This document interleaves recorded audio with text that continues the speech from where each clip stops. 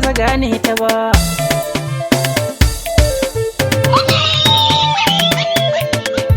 Rabon ki da yin kwalliya kamar wannan an daɗe, akalla in ba mantuwa ba ya kai shekara ɗaya. A'a mai gida ka bar wannan magana, don Allah kar ka sa gari a yi mun dariya. To dai wannan ta yau rabona ne na faɗa, ba mai kallon uwar gida na gangariya. Sa wani gardi ya ganki har ma ya yi tuntuɓe ya kai na gari, wani shi ya samu abun rayuwa.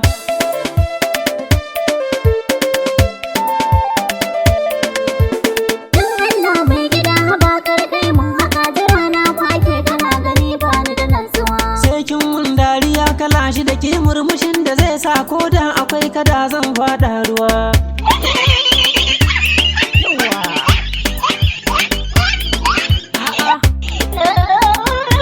Irin wannan fara'a da gamsasshen murmushi ina hauka ne a ce in bar ki je anguwa. Na yi shiri na gama da ke zan je mai gida, don Allah taimaka ka bar ni na je anguwa.